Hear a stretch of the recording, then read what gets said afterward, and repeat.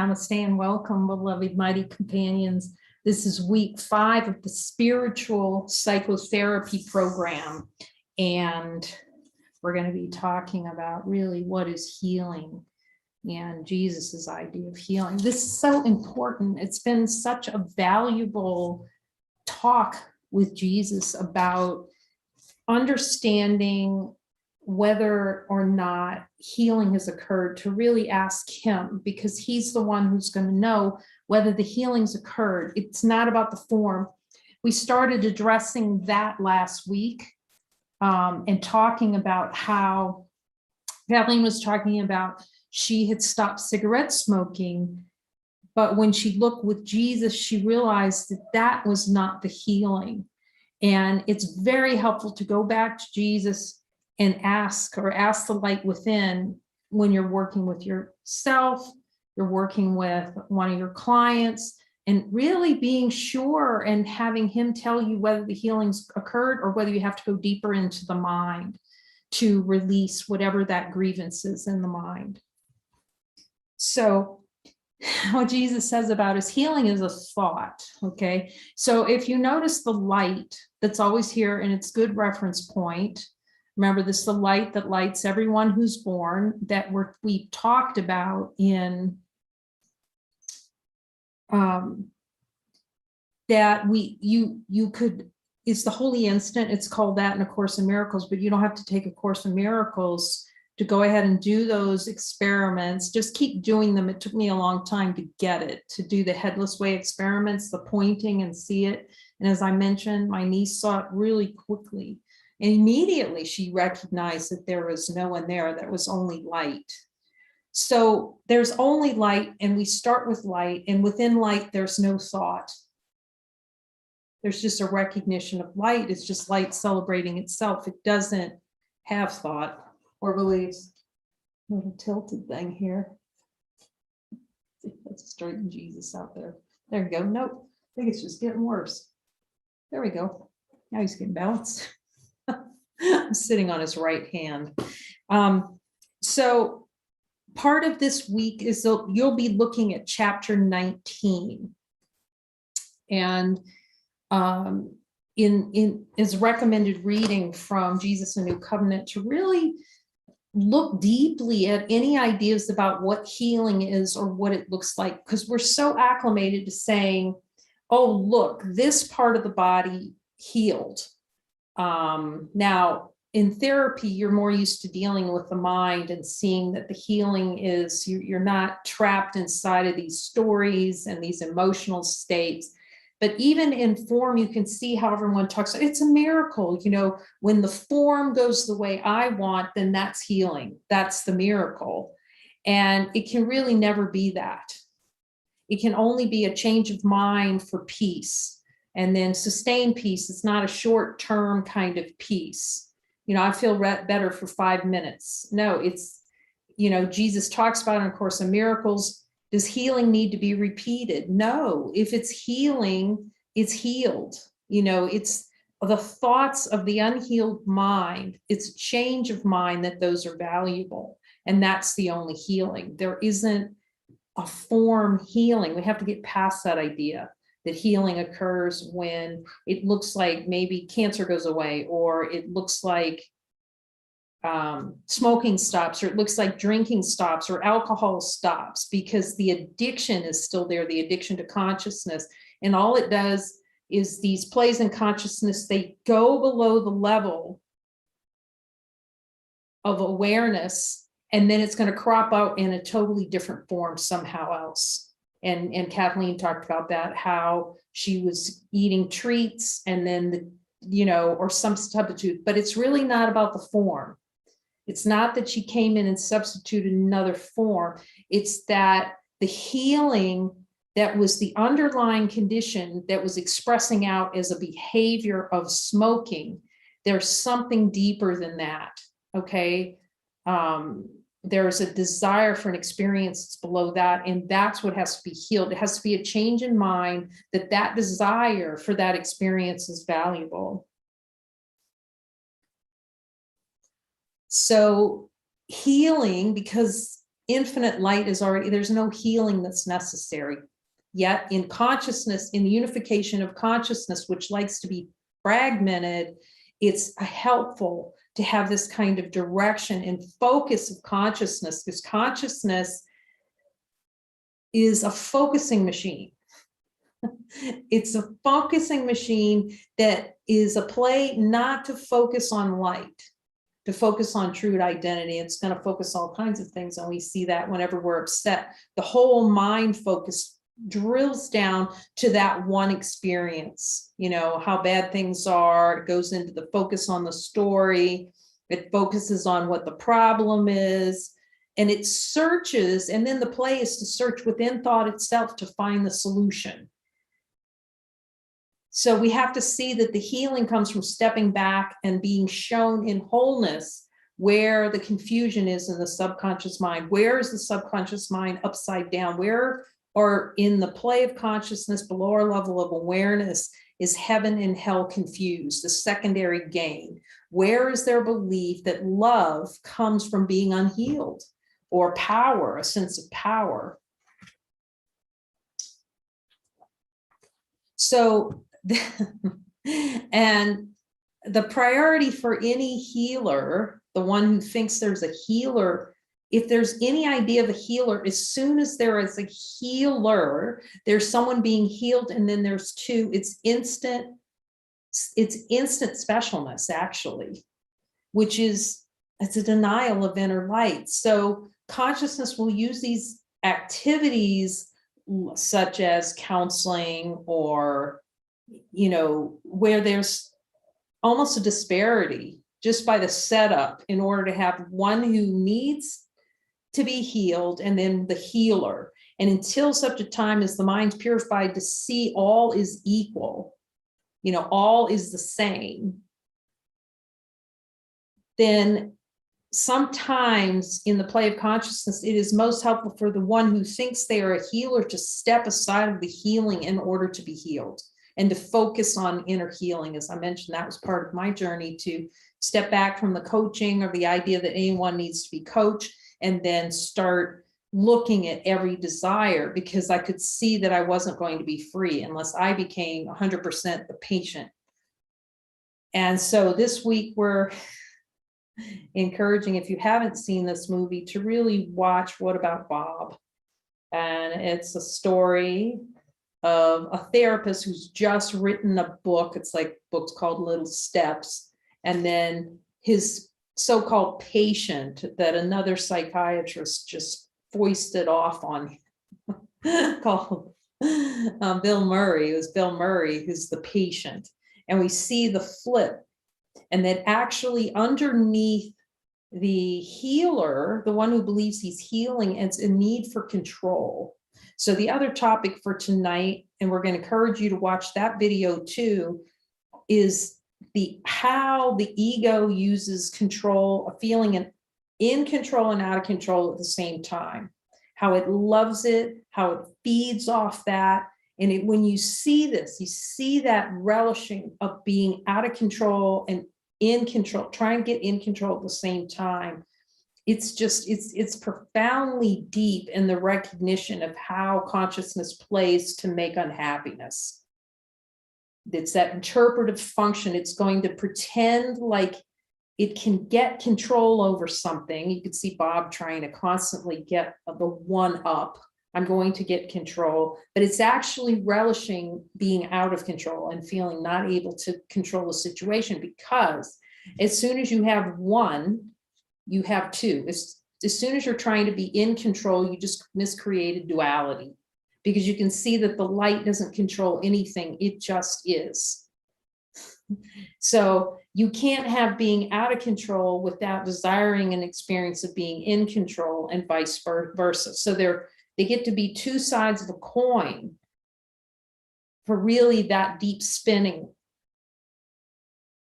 Okay, and then we spin into that. And it's really helpful when you're looking at anything related to some kind of control, which all the ego is a way of play of control. Every emotion is a way to try to get control. Oh, that's deep. Yes, try to get control, or act almost as though it's out of our control in this emotional state, but that trying at the same time through that to try to get control back. That's very interesting and profound. I learn all kinds of things. Yeah, these things are always for me.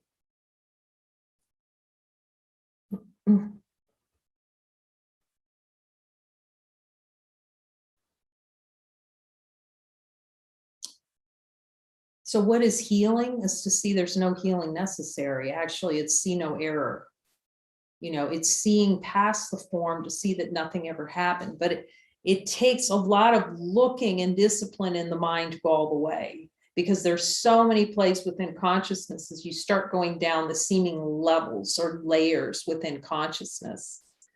As you start going down with Jesus and you look deeper and deeper, there's more and more. I'm asking if you have to be absolutely determined to quote unquote get to the bottom of the ego thought system, and persistent, really persistent, because there's so much persistence against this deep looking at the denial, like wanting to deny the light and all these different plays that we're talking about.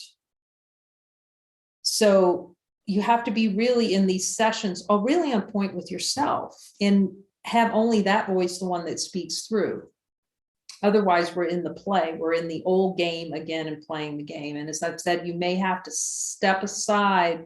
Really, if you want to be healed, and you've been a therapist for a long time, it may be time to step aside. And the beauty of psychotherapy is psychotherapists are used to this, or at least in the old school, because you would go through therapy first. What a great idea.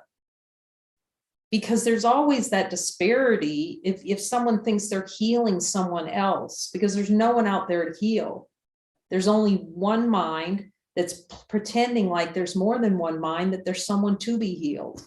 But you can't be one as long as there's a thought that someone else needs healing, unless everyone that comes in the door is seen as an opportunity to heal your mind, is for you to see something within yourself and to heal and to accept seeing something a new way, then the mind remains unhealed, and then you have two unhealed minds. Basically there. It's so beautifully demonstrated in the three Christs, really, where the healer seemingly accepted healing. He accepted, he was so open. The Richard Gere character was so open to all that was being displayed. And he was curious. And there are a couple of times when he went sideways, like he started writing those letters. That was sideways. This was not in guidance from spirit. But by and large, and then he felt guilt over it. And you can see how that guilt developed. That's how guilt plays when you don't follow guidance. Something's going to happen, so you're going to feel guilty. But you just get right back on track and you start following again, and you start listening and you accept your assignments. That's what I'm really seeing with Jesus, is that, and we're going to talk about guidance in one of these sessions, because you really can't heal without guidance fully. And I'm seeing that, being able to hear that inner voice and then follow it fully, because of the way that consciousness displays information. See, consciousness, it chooses to display to keep the delusion in play, to keep these experiences keeping to crop up on a timeline, so it can experience another bout of suffering, another bout of pain. Next week, we're going to look at the desire for the experience of pain. So when you're actually following and giving over Christ's control, then it optimizes what's displayed before you for the healing of the mind. That just sounds wild as anything, but that's exactly how it happens. And you start seeing it. The more you follow, the more you'll start to see that what's appearing. You might scream like bloody murder, because we forgot that we asked to be shown all the things in the subconscious mind that deny divinity. And we forget about that. And then when they start showing up, then it's like you're screaming like, oh my God, why is this happening? Why is this happening? And we had a beautiful demonstration today of that. Mary, one of the residents here, we were listening, and we heard about 2 weeks ago that she was to call her brother. But she didn't do it over 2 weeks. And she said, we're so close and I want to call him today. And I just heard no to it. I just said, no, not right now. And she became really, just something rose up and she became very upset. And she realized ultimately that one, she didn't follow the guidance the first time. And she could see that she was actually avoiding a holy relationship with her brother and not going deeper into see the truth.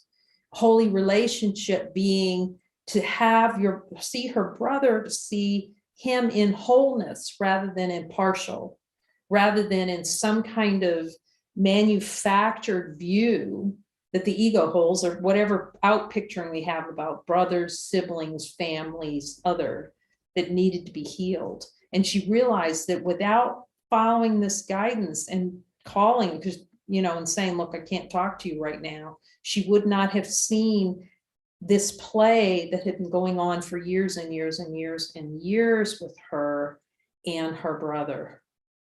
That they had she thought a really great relationship, but he was calling her to a higher calling, a deeper level of joining. And she hadn't really seen that before. So this is why we can talk about being in these sessions and, looking deeply at desires and releasing the desires. We can talk about that a lot. But that's part of it. That's a piece of it. And and I believe most therapists do give their clients, or try to give them assignments, whether they follow or not. I know that we did that in coaching, okay, here's an assignment, here's a follow-up. And this can evolve to where you're both listening to hear what their guidance is and what's most helpful for healing the mind. And I kind of laughed, and I think I told the pizza story where, the pizza challenge, where you actually go into Pizza Hut and order a hamburger. That would cause a twitch for most people, because of all the ideas and consciousness about that. But that is exactly how spirit-led assignments work. I'm not saying that's the one, but it's exactly like that. It's going to be something that it is not going to want to do. And so part of this is helping everyone open to accepting those assignments that were given, to really, and when you're given, and the eye is not going to want to do it, it's not going to feel good, particularly at first. It after a while becomes very much more neutral, even though here, I don't really want to do that.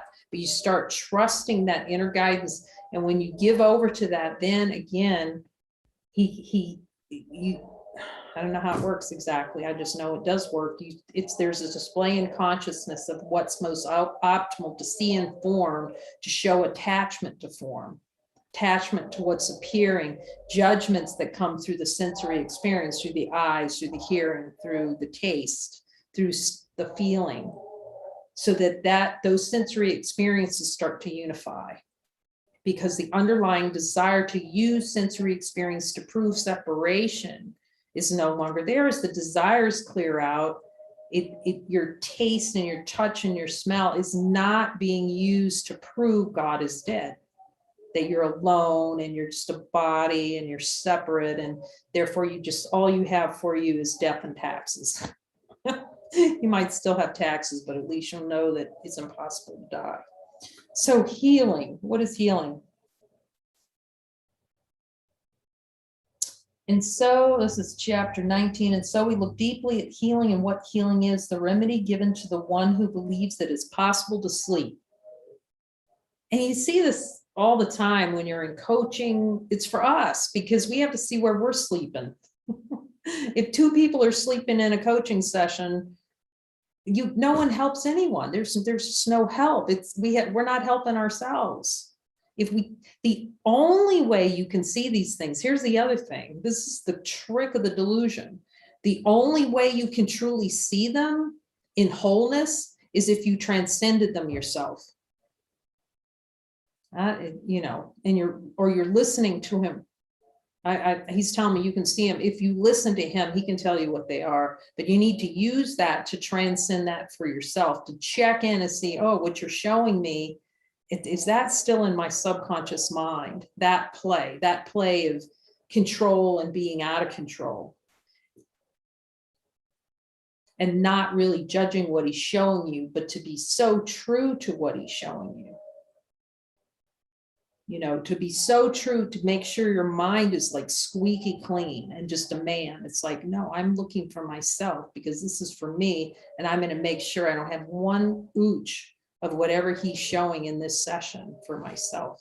And you go to bed every night totally clean and washed out of any, I know they call it transference in some, that you're not projecting, but transference is happening 100% of the time, unless you're really listening only to that voice. Now that's a high standard. You're in transference without listening to that voice 100% of the time and speaking it, you're in transference. You can't help it. You're in the dream.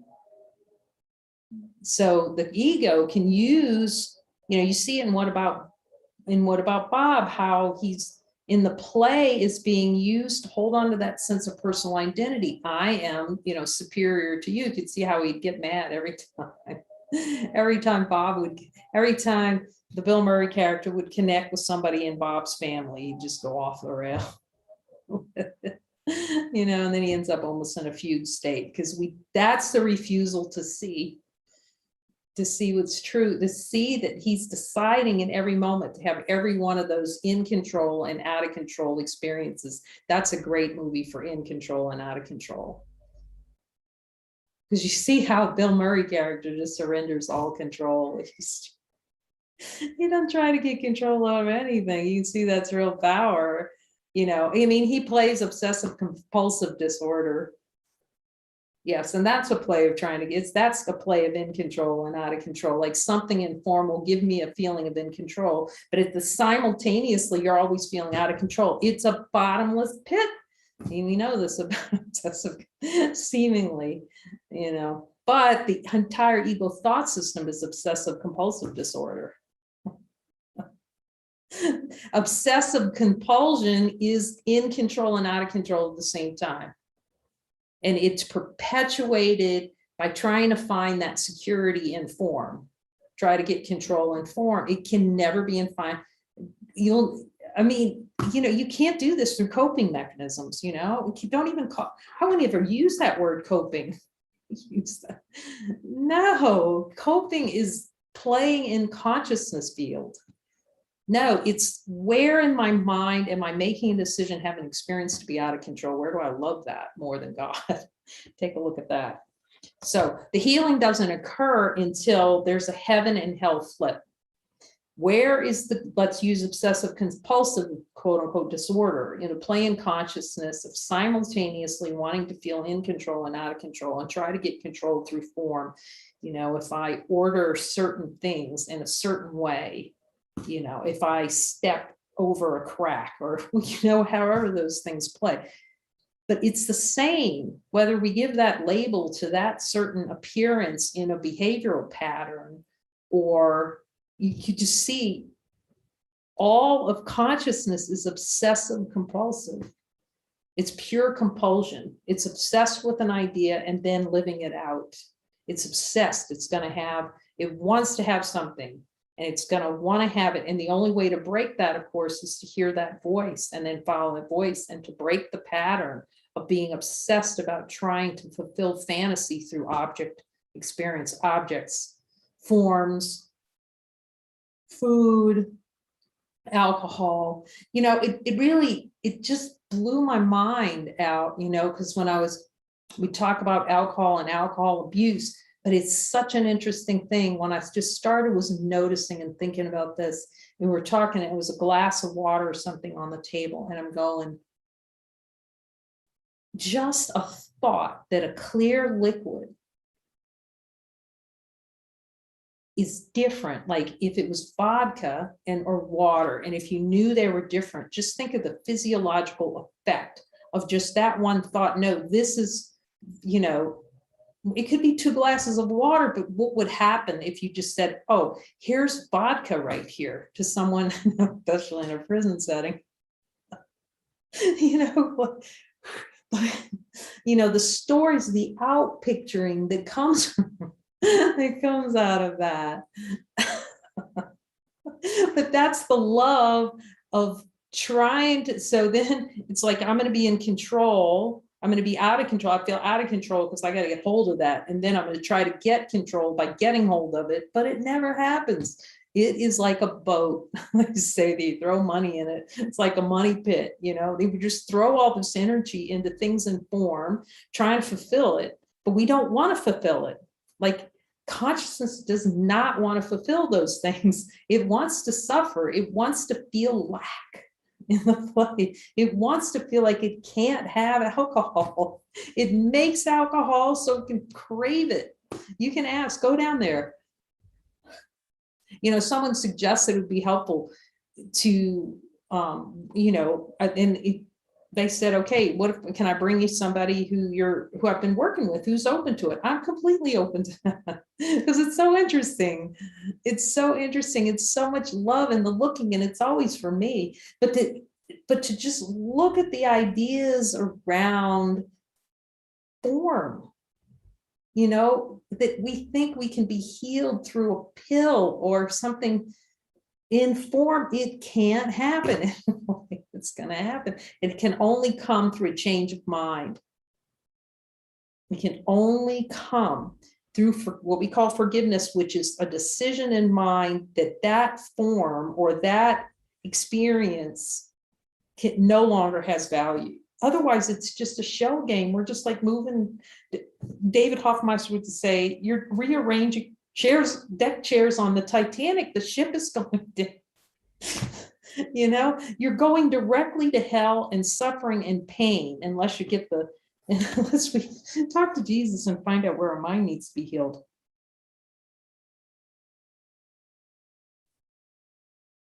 The denial is the need for healing. So there would be no need for healing if we didn't deny that we're light. It's just like, that is the only thing that's being healed, is the denial light. Again, this is chapter 19 from Jesus, a New Covenant, and it's all over A Course in Miracles. So the healing is ceasing to deny divinity, and it seems to come in these little steps where you cease to hold on to desires for experiences other than divinity. Miracles are not seeming expressions in form. Miracles are natural expressions of divine nature celebrating itself. And then the form may reflect. Then you may see some change in physical form, but it's always the change in mind that it reflects out. But even then, he's saying, you know, don't judge that. He went into a big, long talk in this book for me about hands-on healing. Is that helpful? You can ask them. No. It's an idea. It's a play in consciousness. I did hands-on healing for quite a while, and then you saw the hands-on wasn't really needed. That's an idea. But what was happening in healing, his mind was healed. So form was merely reflecting that. That's so tough. He told the apostles not to talk about those healing episodes because he did not want healing to be about body changes. Yes, the body may express, but it was about healing the mind. I mean, I think I've talked about it before, this really, and well, I'll put a link to it. I wish we could speak French because I'd really like to hear the Gospel of Thomas. I want to hear the speaker from France talk about what he found in the Gospel of Thomas, that Jesus was actually teaching psychotherapy to the apostles. So he was teaching psychotherapy way back then. So 2,000 years, we don't know how far we've gotten. But since it's all in the mind, it's probably good.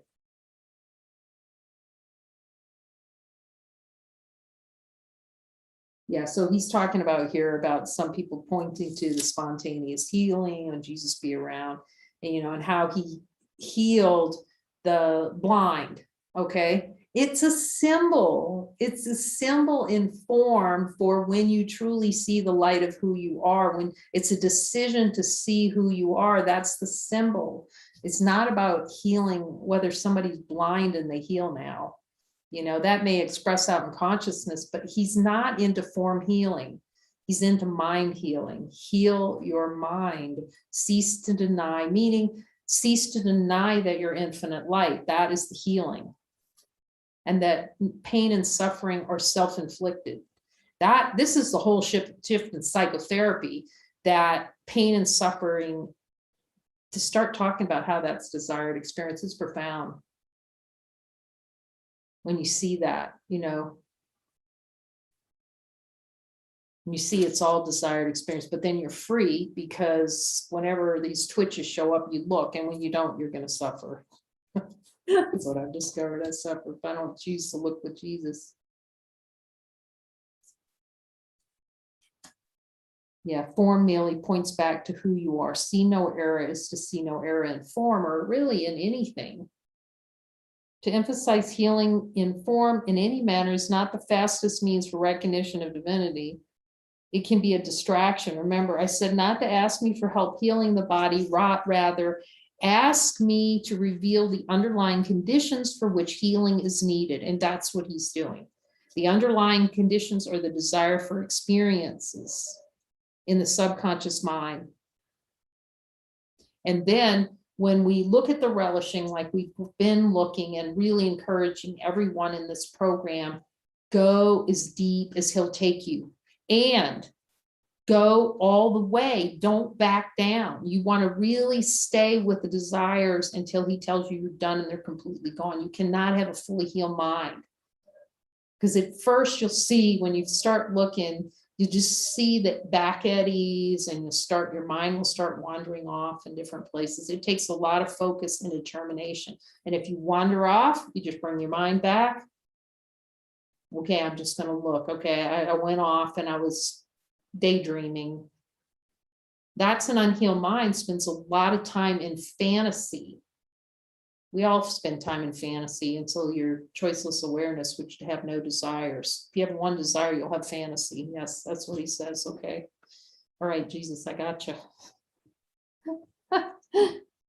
As soon as the focus devolves to healing form, desire for changes in form, that includes changes in behavior. And my whole thing was changing behavior. Someone had a behavior that they wanted to change. Whatever it was, yelling, being angry, seemingly behavioral response to phobias.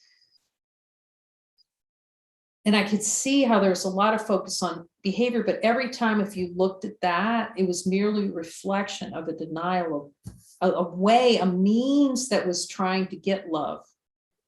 And you'll see that as you're going down into the mind, it's always a confusion that behavior is a way to get love, to try to meet a need for love, but you can't meet it that way. And that's what we finally have to admit. And that's the healing. And, I can't really get love, because it's consciousness creates concepts in the mind and then chases after them to try to catch them, knowing that it can never catch them. And it deludes itself that it can somehow catch what it wants, catch the fish by the tail, can never do that. It has to be very specific. So the healing, when Jesus working with the light and being guided into subconscious mind, is very specific. Okay, it's going to be a specific desire. And you always ask them, okay, is this desire, or is there something else for me to look at? So you really hone in on exactly what the desire is. Then you agree when he tells you, you need to hear his voice to help you identify these things. That's why going to the light circles is so important. Going into the light circles and these joining sessions is so important to get that practice with really hearing, going and listening, and then staying with the desire until you hit the relishing jackpot. And you see the little golem up there jumping up and down. We'll keep talking about golem, but it's so illuminating when you see it. You go all the way down till it gets released fully. And he tells you when you're ready, or he might say, okay, take a rest now. We're going to come back to it. He has something else more to show you. And if you're not willing to go down, that you believe heaven and hell are flipped. You must see these things for yourself. You must choose to see them for yourself, because it's illusory to go into a session and without seeing it for yourself. So whatever it takes, you just go with Jesus till you see it.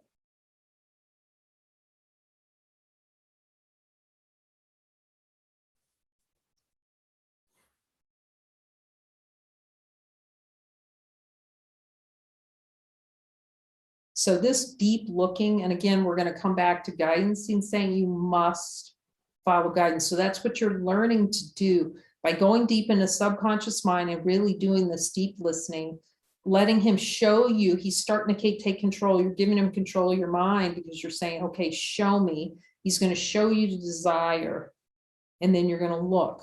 Okay, so that's part of it. It's this deep looking, and then allowing him to take your mind over by accepting your assignments. And you know this, you've probably watched this enough in your therapy session. Who stays consistent with the assignments, even that you give them? What percentage of the time? You know, you know, how many of your clients just come back and like nothing happened? This is how resistant this is, but it's the consistency. It's really, that's why this deep immersion is so valuable, because you can't wiggle out of yourself. You're going to get mad as hell because the ego gets mad when it can't have its way of going sideways anymore. But let it come up, and then you can heal it. You can accept the correction on it, and then it doesn't play in consciousness anymore. Out in the world where there's so many direct distractions, and they're, you know, it's going to just play. It's just going to keep playing. And whereas this really focus and the consistency, getting on the light circles every night, give yourself 6 weeks on a light circle. And then learning to, if you really want to go all the way, you're going to learn how to really hear guidance. And then how to follow it without question. Well, you may question it, but you do it. And then he'll keep leading you, and you won't know, you know, and how he's doing it. And he just keeps leading you into the mind, deeper and deeper in the mind, to be at peace under every circumstances. It's a deep unwind, but it's worth it. I mean, we're worth this, not to be playing in consciousness. It is looking at thoughts with me to see the beliefs and the desires for the experience of illness, to see the desire for the experience that there is something to be healed and that there is someone who needs healing. This is what leads to freedom of the mind, the recognition there is nothing to heal and no one who needs healing. Infinite love never needs healing. Only the wrong mind, which denies that it is already infinite love, needs this form of thought reminder to cease to desire a dream of forgetting what it already is. That's a whole mouthful. So the only thing we're healing is the desire for an experience not to be what we are. What a beautiful place to start in a discussion. What a beautiful place. Look, we're just gonna find out what you are. Get curious about what you are really. It's not a conglomeration of words. You know, whenever somebody sits down to have a discussion, or, you know, who are you? And they start talking about their career, and, you know, it's the whole ego construction of a concept of identity. Well, identity can never be found in that. Let's start with light. Let's start before light began, before thought begins. I mean, we'll start before light. You can try that. What's before light? You know, that's just happiness. See, because light can be a concept too that arises in the mind. What is light? What's infinite light? So all this is discovering beyond the concept who we are, and stop playing who we're not game. We're playing the who we're not game. What a great, great, clear, specific, easy way to do it if we stick with it and we stick with him. I was looking with him and just realizing how much and how badly in the play of form that the I wants this to be really difficult. And I just had to look with him a lot at that relishing that this process is difficult, that spiritual awakening is difficult, that you want to have a dark night of the soul difficult. All of that is specialness. Like, if we would just listen to him, it's very simple. But did I listen? No, you know, it took a long time. So I totally get it. So, but it's for me. It's for me. I feel very blessed to have this, and him helping me like this to look at these desires, and have my brother to look at, and to be called to psychotherapy, to completely transform psychotherapy for myself as a healing mechanism, for us to be together in extending these teachings into the healing of the one mind is really so beautiful. So we're available for joining if you want to join with us, to have some deeper experiences as these twitches come up. And yeah, so contact us. Enjoy the movie this week. Namaste.